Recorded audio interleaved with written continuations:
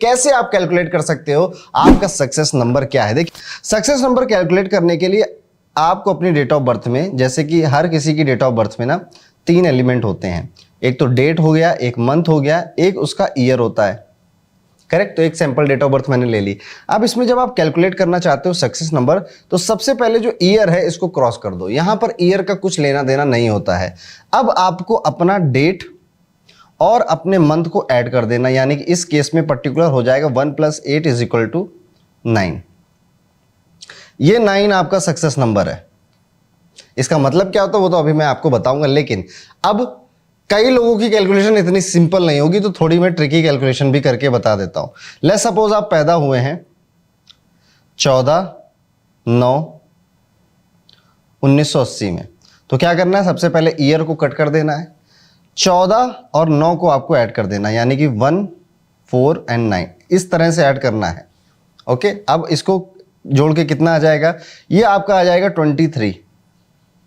अब इसको दोबारा आपको सिंगल डिजिट में कन्वर्ट करना है, तो 2 + 3 और एंड में आपको इसको लेकर आ जाना है सिंगल डिजिट में, विच इज 5। 5 पे आप इसको लेकर आ जाओगे। ओके, तो बस डेट और मंथ को ऐड करके सिंगल डिजिट में लेकर आना है। लेकिन अभी भी बात पूरी नहीं है। कुछ लोगों की सिर्फ स्पेशल केसेस में होगा क्या, अगर आपके लेट्स सपोज आपकी डेट है 10 जनवरी 1980, ठीक है, मान लेते हैं ये आपकी डेट ऑफ बर्थ है। आपने डेट और मंथ को ऐड किया, यानी कि 10 + 1 किया = 11 आएगा। अब आपका मन करेगा कि मैं क्या करूं, 1 + 1 करके इसको 2 में कन्वर्ट कर दूं।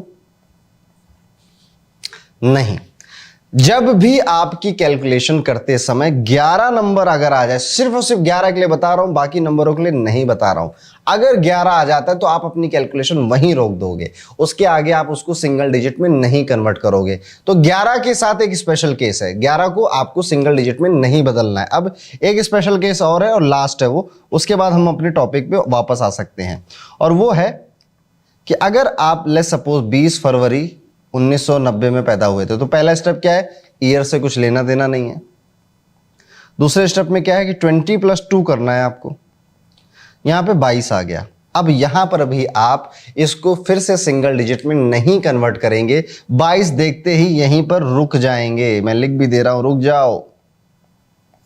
ओके, तो अब 2 स्पेशल केस आपके साथ आ गए, 11 और 22 का। तो अगर आपकी डेट और आपके मंथ को ऐड करके या तो 11 आए या तो 22 आए, तो आपको इसको सिंगल डिजिट में नहीं कन्वर्ट करना है। बाकी हर केस में आपको सिंगल डिजिट के नंबर ही कैलकुलेट करने हैं। यानी कि अगर मैं इसको एक और सिंपल भाषा में बोलूं, तो आप यहां पे ये समझ सकते हैं कि आपका जो सक्सेस नंबर है ना, ये जो मैंने ऊपर इतना बड़ा बड़ा लिखा है आपके लिए, थोड़ी इरेजर बड़ी कर लेते हैं। आपका जो सक्सेस नंबर है दोस्तों, ये 1 से लेकर 9 के बीच में होगा, या फिर 11 होगा, या फिर 22 होगा। इसके अलावा कुछ हो सकता है क्या? आंसर है नहीं।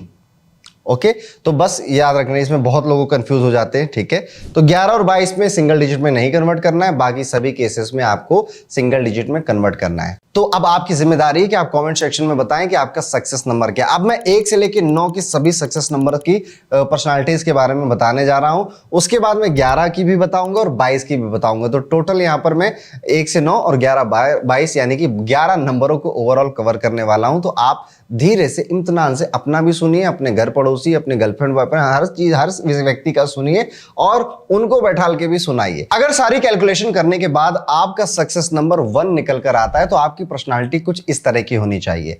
आप कोई भी काम करते हैं तो अपना एक इंप्रेशन छोड़ते हैं, यानी कि हर एक काम में एक यूनिक क्वालिटी होती है जो कि आपकी वजह से होती है। चाहे आप वीडियो एडिटिंग कर रहे हो, चाहे आप किसी के बाल ही क्यों ना काट रहे हो, बट उसकी एक यूनिकनेस होती है जिसकी वजह से आप पहचाने जाते हैं। आपको इंडिपेंडेंट रहना बहुत पसंद होता है और आपसे इंडिपेंडेंट अगर किसी ने छीनी तो उसकी कोई खैर नहीं, या फिर अगर आपकी आजादी छीनने की कोई कोशिश करता है तो आप नहीं रहते, आपके काम भी ढीले ढीले होते हैं, लप्पू जैसे काम आप करते हो, इस तरह का आपका व्यक्तित्व है। यानी कि आप वही काम अच्छे करेंगे जिसमें आपको फुल फ्रीडम मिलेगी। ये लोग हमेशा आपको मोटिवेटेड दिखेंगे और सेल्फ ड्रिवन दिखेंगे, यानी कि अपने आप से ये कंपटीशन है, कल मैंने कुछ सीखा था, आज मैं कुछ और सीखूंगा और अपने आप को ही हरा दूंगा, ऐसा इनका व्यक्तित्व होता है। ये लोग बहुत जल्दी किसी से मदद मांगना पसंद नहीं करते, इनके अंदर कॉम्पिटिटिव नेचर आपको जरूर दिखाई देगा। ये लोग कंपटीशन अपने आसपास वालों से भी करते हैं, यानी मान लीजिए ये किसी नौकरी में है, वहां पर बैठे हैं, बगल वाला कुछ अच्छा काम कर रहा है तो ये उससे भी कंपटीशन करेंगे कि यार मैं क्या ऐसा कर दूं कि बॉस की नजर में मैं आ जाऊं, मैं ज्यादा अच्छे से परफॉर्म कर सकूं। इस तरह का इनका नेचर होता है। इनको लाइफ में आगे बढ़ने के लिए मोटिवेशन बहुत जरूरी चीज होती है। और एक चीज है कि जब ये एक्साइटेड बहुत ज्यादा हो जाते हैं ना, कि किसी चीज को लेकर इनके मन में बड़ी एक्साइटमेंट, उस वक्त इनकी लाइफ की बेस्ट परफॉर्मेंस निकल कर आती है।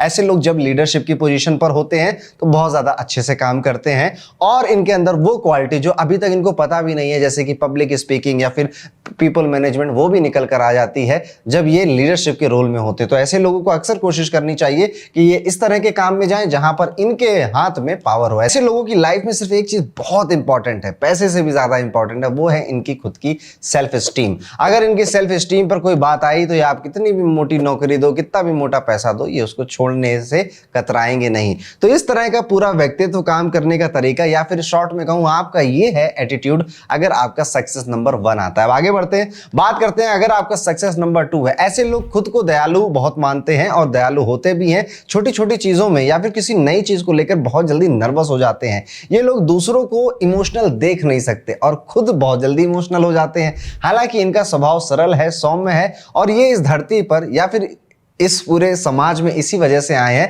ताकि ये दूसरों के इमोशंस को समझ सके और अपने इमोशंस को उनको समझा सके। इनकी एक फिलॉसफी होती है लाइफ में कि ये भाग दौड़, ये पैसे की रेस, ये तो लगी रहेगी, लेकिन इंसान तो इंसान है ना, उसकी बातें समझो, उसके इमोशंस को समझो। इस वजह से ये अपने रिलेशनशिप्स में बहुत अच्छे साबित होते हैं क्योंकि अपने पार्टनर की सुनते हैं। They are usually a good listener. ये किसी भी रिलेशन में हो सामने वाले को इंपॉर्टेंस देते हैं। लव इनके लिए बड़ा जरूरी है, प्यार इनके बड़ा जरूरी है और वर्क लाइफ बैलेंस भी इनके लिए बहुत ज्यादा जरूरी है। यानी कि काम तो अपनी जगह, मैं काम को काम के तरह लूंगा।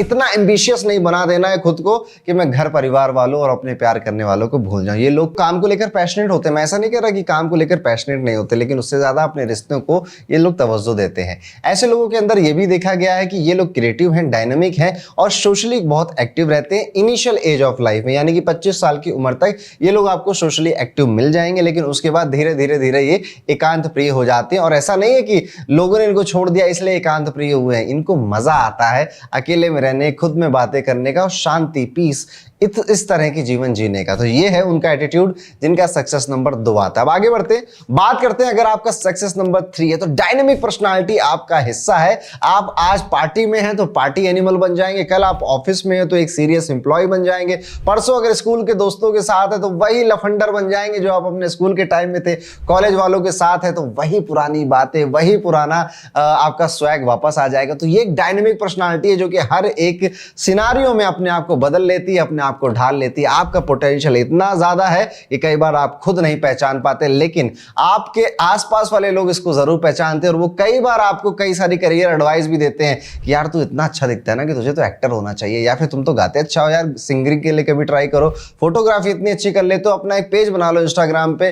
दुनिया भर की एडवाइस देंगे क्योंकि आपसे ज्यादा आपके आसपास वाले लोग आपका पोटेंशियल देख रहे होते हैं। ये लोग खुद को पहले तो एक एंटरटेनर की तरह रिप्रेजेंट करते हैं सबके सामने और एक जोकर की तरह रिप्रेजेंट करते हैं। जोकर सुनकर बुरा मत मान जाइएगा, यहां से मेरा जोकर कहने का मतलब है कि आप अपने आप की जो रियल सेल्फ है ना उसे छुपा देते हैं, उसे दबा देते हैं और लोगों को हंसाने के प्रति अपना झुकाव बना देते हैं। इसमें आप बहुत जीनियस होते हैं। आपको मतलब कॉमिक टाइमिंग जिसके लिए लोग भारी भारी कोर्स करते हैं ना, वो कॉमिक टाइमिंग आपको ऊपर वाले ने दिया है, वो सेंस ऑफ ह्यूमर ऊपर वाले ने कूट कूट के आपके अंदर भर दिया है। ये लोग स्मार्ट हैं, सोशल एनिमल कह सकते हो, फनी है, थोड़े से मूडी भी होते हैं और अपने आसपास सबको खुश रखने की कला इनको बखूबी आती है। कई बार होता है ना, इस कला के अंतर्गत आते ही इतना मजाक, इतना हंसी मजाक हो जाता है कि इनके आसपास वाले लोग ही एक ओवर द टाइम इनको हल्के में लेने लग जाते हैं। लेकिन उससे भी कैसे ओवरकम करना है, मतलब एक पार्टी एनिमल भी है, लेकिन अगर आपने इनकी इज्जत नहीं करी तो किस तरह से कट ऑफ करके आपको दूर भगाना है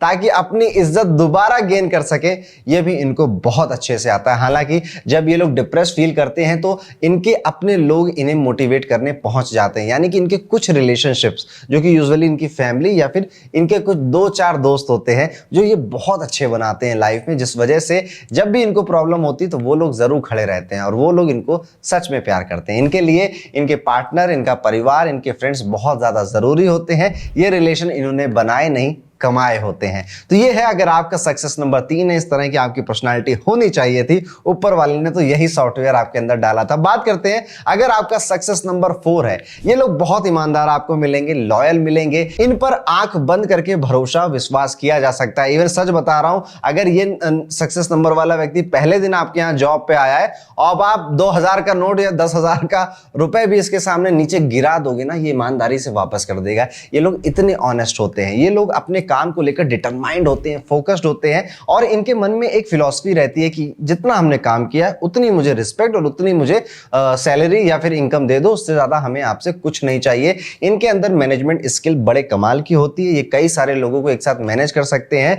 एक टाइम पे बहुत ज्यादा हार्ड वर्किंग एम्प्लॉय बन सकते हैं, उसी टाइम पे बहुत ज्यादा अच्छे ऑर्गेनाइजेशन स्किल रखने वाले मैनेजर भी बन सकते हैं। तो ये दोनों क्वालिटी इनके अंदर होती है और ये एक दूसरे पे इस जंप भी करते रहते हैं। ऑर्गेनाइजेशनल स्किल की तो अगर इनको मौका मिला तो ये अपना लोहा मनवा के ही मानते हैं। ये लोग वही लोग हैं जो ऑफिस में टाइम पर पहुंच जाते हैं, हर चीज इनके पास लिखित में हिसाब होता है, यानी कि ऐसे लोग जानते हैं कि मुझ पर किसी भी तरह की कोई आंच ना आ जाए। देखिए, ईमानदार लोगों की यही बीमारी होती है कि ये हर किसी को अपनी ईमानदारी सिखाना चाहते हैं। ये बातें इनके अंदर भी होती है। दैट इज वाई कई बार इनके साथ क्या होता है ना कि सामने वाले को भी लेक्चर दे देते हैं कि काम ऐसे करना चाहिए, वैसे नहीं करना चाहिए। अपने आप की सेफ साइड रखने के लिए, सिक्योरिटी रखने के लिए रिटर्न में प्रूफ भी इकट्ठा करने की आदत होती है। ये लोग बातों के धनी बहुत कम देखे गए हैं, मतलब कई बार अपनी बातें नहीं समझा पाते हैं। बहुत अच्छे टीचर होते हैं, लेकिन अगर कोई टेक्निकल चीज है तो वो आपको बेहतर तरीके से समझा पाएंगे, लेकिन जीवन की फिलॉसफी, लाइफ कैसे जियो, ये सारी चीजें बहुत अच्छे से आपको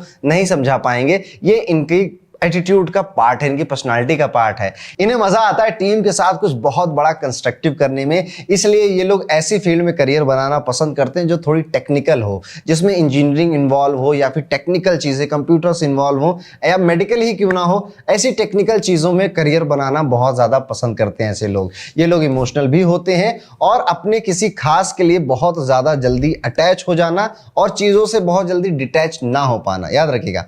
किसी खास के लिए बहुत जल्दी अटैच हो जाते हैं, उसको सब कुछ मान लेते हैं, लेकिन यूजुअली मान लीजिए अगर उसने धोखा दे दिया तो उससे डिटैच होने में बहुत टाइम लग जाता है और इनके दिल पे अगर कोई स्कार आ जाए, कोई इनके दिल पे चोट आ जाए, वो भी ये बहुत जल्दी नहीं भूल पाते। तो इस तरह से आपके एटीट्यूड को बनाया गया है ऊपर वाले की तरफ से। अब आप मुझे कॉमेंट करके बताइए कितनी बातें सच लग रही हैं आपको। आगे बढ़ते हैं, बात करते हैं इस वीडियो में। अगर आपका सक्सेस नंबर 5 है, ये लोग आपको एडवेंचरस मिलेंगे, फियरलेस मिलेंगे, प्रोग्रेसिव नेचर के मिलेंगे। इनकी खास बात यही है कि टाइम के अकॉर्डिंग खुद को बदलना कोई आपसे सीखे। ये लोग जब भी लार्जर देन लाइफ वाला कोई काम होगा ना, उसमें जरूर सफल होते हैं और इनकी लाइफ का मोटो भी यही होता है कि मुझे ऐसा कुछ बना कर जाना है या ऐसा कुछ करके जाना है कि याद किया जाए मुझे मेरे खानदान में कि वो थे दादाजी, उन्होंने 1000 करोड़ की कंपनी बनाई थी, तुम लोग क्या हो लप्पू जैसे नौकरी कर रहे हो।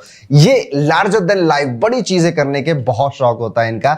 इन्हें सेंटर ऑफ अट्रैक्शन बनने का भी बहुत ज्यादा शौक होता है। ऐसे लोग यूजुअली मजाक मस्ती खूब करते हैं, चुलबुले नेचर के होते हैं और अपनी मासूमियत के लिए बहुत ज्यादा फेमस होते हैं। यानी चेहरे से आपको बहुत मासूम लगेंगे, भोले लगेंगे, लेकिन ये अंदर से सब समझते हैं कि कौन क्या सोच रहा है, क्या करवा रहा है। तो मतलब इनकी मासूम चेहरे के पीछे मत जाइएगा कि इनको कुछ समझ में नहीं आता, भोला आदमी है, भोले नहीं है, बस उनका चेहरा ही भगवान ने ऐसा बनाया है कि वो मासूम लगते हैं। इनके जीने का अपना एक अलग अंदाज होता है, अपने तौर तरीके से जीते हैं। कुछ भी फिक्स नहीं है लाइफ में, जहां भी जाना चाहें या जो भी बदलाव अगर आता है सामने उसे एक्सेप्ट कर लेते हैं। लाइफ में इवन करियर भी बहुत ज्यादा फिक्स करके नहीं चलते कि ये करियर मेरा फिक्स कर दो है, अब इसके ज्यादा मैं नहीं बदलूंगा। अगर इन्हें अपॉर्चुनिटी मिली ये उसे चेंज करने से भी पीछे नहीं हटते हैं। लाइफ में चेंजेस भी इनके पर पता नहीं क्यों आते हैं, इनको फ्रीडम बहुत ज्यादा पसंद होती है, बंध कर काम नहीं कर पाते, ये भी इनके व्यक्तित्व का हिस्सा है। पैसा इनके लिए जरूरी है, मनी मेकर ये बचपन से ही होते हैं, एक साथ मल्टीपल इनकम सोर्स बनाने में भी अपनी काबिलियत रखते हैं। तो इस तरह से आपके एटीट्यूड को या फिर आपकी पर्सनालिटी को डिजाइन किया गया अगर आपका सक्सेस नंबर 5 है। कितनी बातों से आपने रिलेट किया वो हमें कमेंट करके जरूर बताइएगा।